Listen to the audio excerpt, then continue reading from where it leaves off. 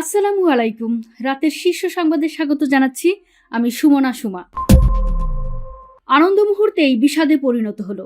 ভাসমান সেতু উল্টে ভাই বোন সহ নিহত 4। বাবা মায়ের কবর জিয়ারত করলেন প্রধানমন্ত্রী। ফ্যাসিবাদ মুক্ত পরিবেশে এই ঈদ অত্যন্ত আনন্দের, মির্জা ফখরুল। ঐক্যবদ্ধভাবে প্রিয় দেশকে এগিয়ে নিতে চাই স্বরাষ্ট্রমন্ত্রী। ঈদে সেমাই পায়েস আর সাংস্কৃতিক আয়োজনে মেতেছেন কারাবন্দীরা। কুষ্টিয়ায় নামাজের স্থান নিয়ে দুপক্ষের সংঘর্ষ, ভাঙচুর, আহত 13। সুনামগঞ্জে জাদুকাটা নদীতে নৌকা ডুবে শিশুসহ নিহত 3। রাজধানীসহ 15 জেলায় বজ্রসহ বৃষ্টির আশঙ্কা, নদী বন্দরে 1 নম্বর সংকেত। ময়মনসিংহে অটোরিকশা মোটরসাইকেল সংঘর্ষে শিশুসহ 2 জন নিহত। ইরানের শত্রুরা পরাজিত হচ্ছে, দাবি মোস্তফা খামেনির। আগ্রাসনের বিরুদ্ধে ইরানের আত্মরক্ষার অধিকার আছে, জাতিসংঘ। ইসরায়েলি শহরে সরাসরি আঘাত হানল ইরানের ক্লাস্টার মিসাইল। এবং ইরানের নাতানজ পারমাণবিক কেন্দ্রে আবারও যুক্তরাষ্ট্র ও ইসরায়েলের হামলা।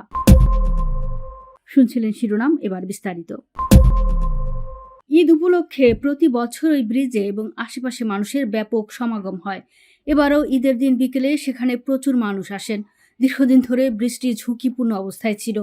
জামালপুরের দেওয়ানগঞ্জে একটি ড্রাম ব্রিজ ভেঙে ঈদে ঘুরতে যাওয়া শতাধিক মানুষ ব্রহ্মপুত্র নদে পড়ে গেছেন। এ ঘটনায় 3 শিশু নিহত হয়েছে এবং আরও 2 শিশু নিখোঁজ রয়েছে বলে জানা গেছে। শনিবার বিকেলে দেওয়ানগঞ্জ থানার সামনে এ দুর্ঘটনা ঘটে। দেওয়ানগঞ্জ মডেল থানার ভারপ্রাপ্ত কর্মকর্তা এ তথ্য নিশ্চিত করেন। নিহত 3 শিশু হল জামালপুরের দেওয়ানগঞ্জ থানার কালুরচর এলাকার শের আলীর ছেলে আব্দুল মোতালেব ও মেয়ে খাদিজা এবং একই থানার ডাকাতিয়া পাড়ার জয়নালের মেয়ে মায়ামণি, আর একজনের পরিচয় এখনও জানা যায়নি। রাষ্ট্রীয় অতিথি ভবন যমুনায় ঈদের শুভেচ্ছা বিনিময় শেষে দুপুরে প্রেসিডেন্ট জিয়াউর রহমান ও সাবেক প্রধানমন্ত্রী বেগম খালেদা জিয়ার কবর জিয়ারত করেছেন প্রধানমন্ত্রী তারেক রহমান।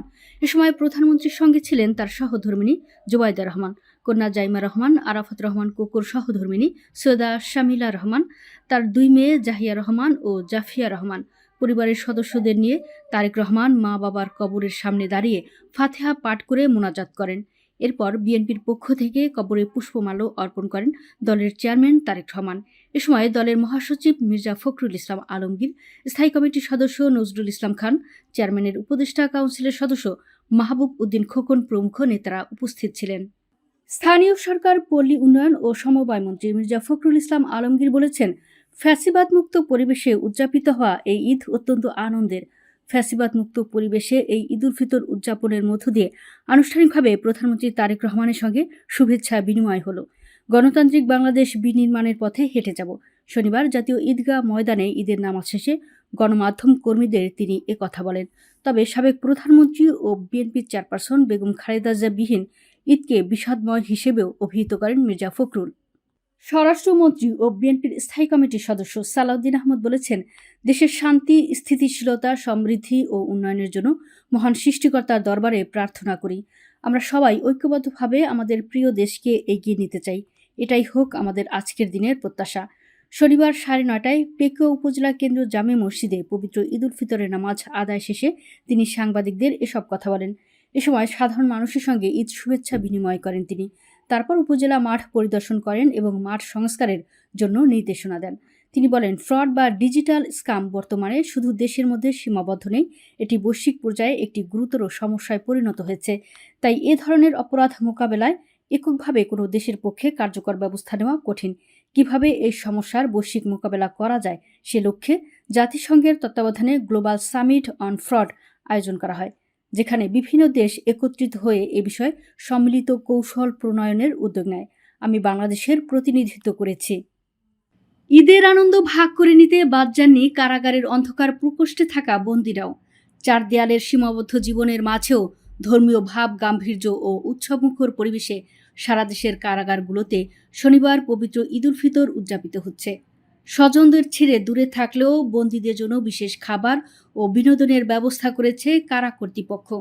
ঢাকা কেন্দ্রীয় কারাগার সূত্রে জানা গেছে, আজ সকাল 8টায় কারাগারের ভেতরে ঈদের 2টি বড় জামাত অনুষ্ঠিত হয়।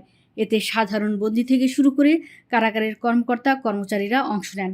নামাজ শেষে কোলাকুলি ও কুশল বিনিময়ের পর বন্দীদের মাঝে সকালে নাস্তা হিসেবে মুড়ির পায়েস ও সেমাই পরিবেশন করা হয়। নাস্তা পর্ব শেষ হতেই শুরু হয় কারাবন্দীদের অংশগ্রহণে বর্ণিল সাংস্কৃতিক অনুষ্ঠান। ঈদের দিন সকাল থেকে গুড়ি গুড়ি বৃষ্টি, এমন বৈরী আবহাওয়ায় ঈদের নামাজ মসজিদে হবে নাকি ঈদগাহ মাঠে, এ নিয়ে স্থানীয় দুই পক্ষের সংঘর্ষে অন্তত ১৩ জন আহত হয়েছেন। এ ঘটনায় গ্রামের অধিকাংশ মানুষই ঈদের নামাজ পড়তে পারেননি। এছাড়া বেশ কয়েকটি বাড়িতে ভাঙচুর ও লুটপাটের অভিযোগও পাওয়া গেছে। শনিবার সকালে কুষ্টিয়ার কুমারখালী উপজেলার নন্দলালপুর ইউনিয়নের চর এলেঙ্গি আচার্য গ্রামে এ ঘটনা ঘটে।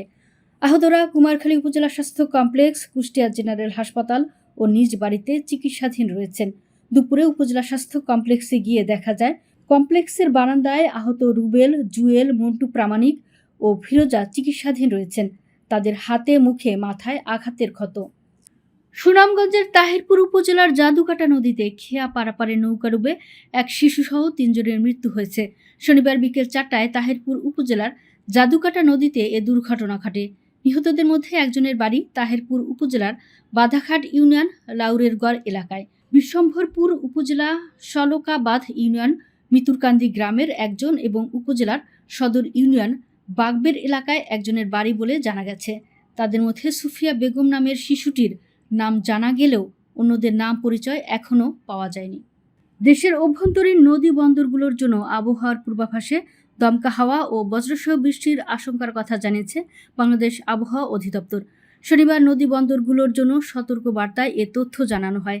এতে বলা হয়, পাবনা, টাঙ্গাইল, ঢাকা, ময়মনসিংহ, যশোর, কুষ্টিয়া, ফরিদপুর, মাদারীপুর, খুলনা, বরিশাল, পটুয়াখালী, নোয়াখালী, কুমিল্লা, চট্টগ্রাম ও সিলেট অঞ্চলের উপর দিয়ে পশ্চিম বা উত্তর পশ্চিম দিক থেকে ঘন্টায় ৪৫ থেকে ৬০ কিলোমিটার বেগে অস্থায়ীভাবে দমকা বা ঝোড়ো হাওয়াসহ বৃষ্টি কিংবা বজ্রসহ বৃষ্টি হতে পারে।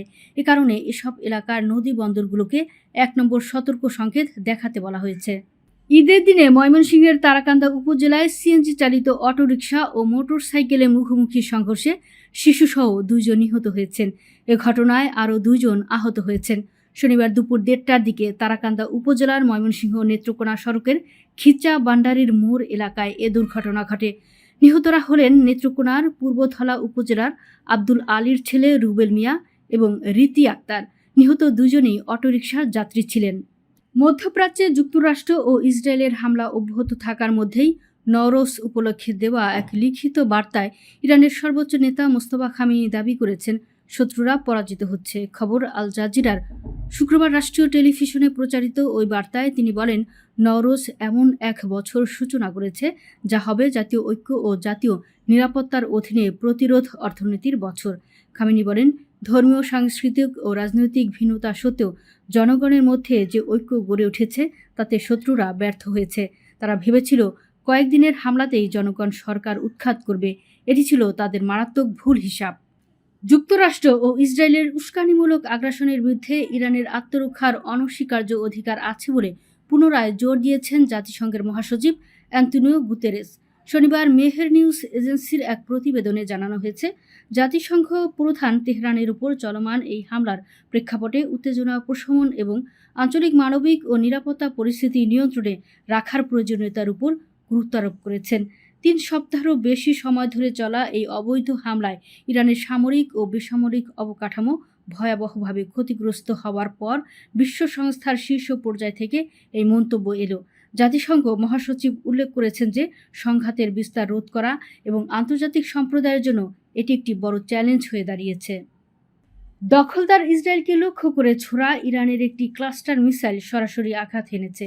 টাইমস অফ ইসরায়েল জানিয়েছে, বাণিজ্যিক রাজধানী তেল আবিব থেকে ৮ কিলোমিটার দূরের রিশন রেজিওনের ৩টি জায়গায় আছে পড়েছে ক্লাস্টার মিসাইলের বোমা। সাধারণত ইরানে একটি ক্লাস্টার মিসাইল ২০টি ছোট ছোট বোমা থাকে, যেগুলোর এক একটির ওজন প্রায় ২.৫ কেজি।